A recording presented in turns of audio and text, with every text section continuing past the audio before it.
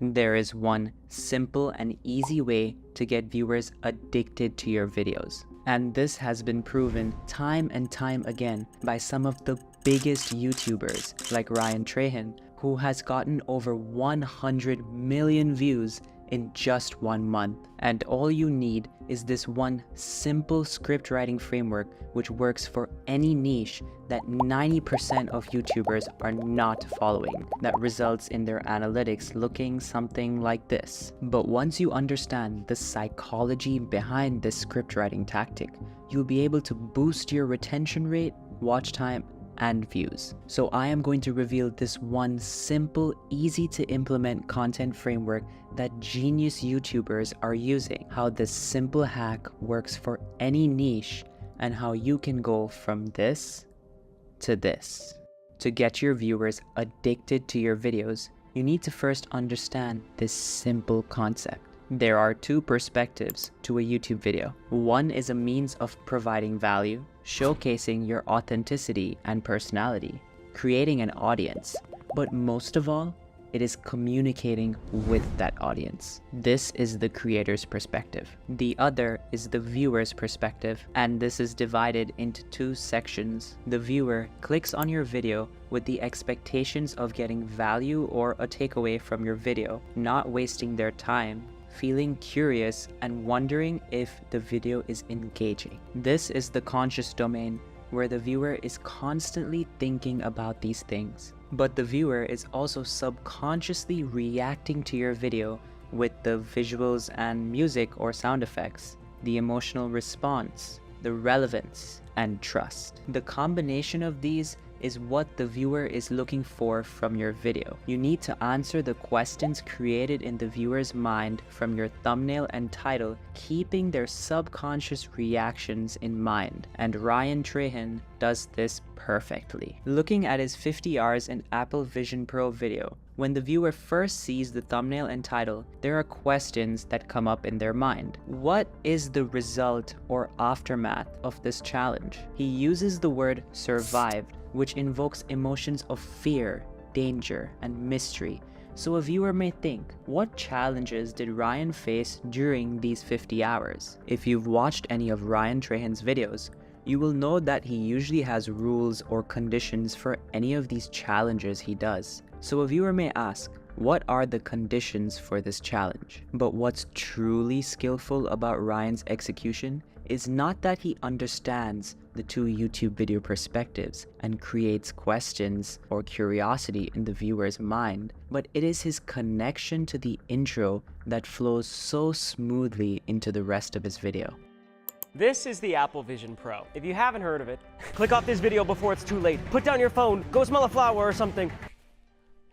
Well, we can immediately see how he has tapped into the conscious domain of his viewers. His visuals and words match the thumbnail and title, and this meets the viewer's expectations of getting value out of this video and not wasting their time watching it. His quick shift into the colorful clip sparks the viewer's curiosity and confirms that this video is going to be engaging and interesting. He is checking all the boxes by providing engaging visuals with his contrast between the black and the white and the colors, combined with music and sound effects, confirming the initial emotions created from the word survived in the title, and speaking about a relevant topic. And therefore, he builds that trust that this video is going to satisfy the curiosity gap that he created in the viewer's mind. Looking back at the questions, he starts to answer this question, and the mood, tone, and style gives the viewer a tease at what the rest of the video is going to look like. Ryan is an absolute genius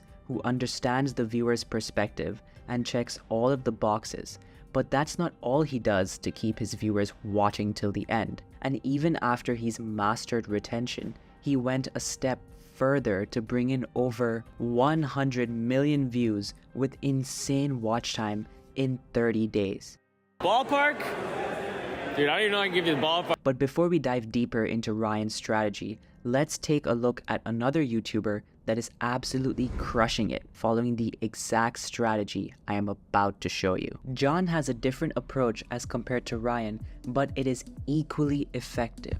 When the viewer first sees the thumbnail and title, they're probably thinking, why would John ask MrBeast to roast his own videos? Is MrBeast going to do it? Or is it just going to be a roast in a playful manner? What will be MrBeast or John's reactions through some of the questions asked? Since MrBeast is the biggest creator on the YouTube platform, will the information in this video have some effect on the YouTube creator industry? Let's take a look at part of his intro. We do these crazy things, and like the worst thing that could happen is I've been harassing his entire ideas. His thumbnail and title match the visuals within the first 5 seconds. The music and setting of the interview sparks curiosity, confirms that this video will be engaging, invokes emotions of excitement and anticipation, and builds trust. He uses familiarity bias by making his video about MrBeast and showing MrBeast himself right at the start. He answers some of the questions we looked at, but the most impactful is the combination of all of these elements along with the cliffhangers. What does the brainstorming process look like for shorts versus long form?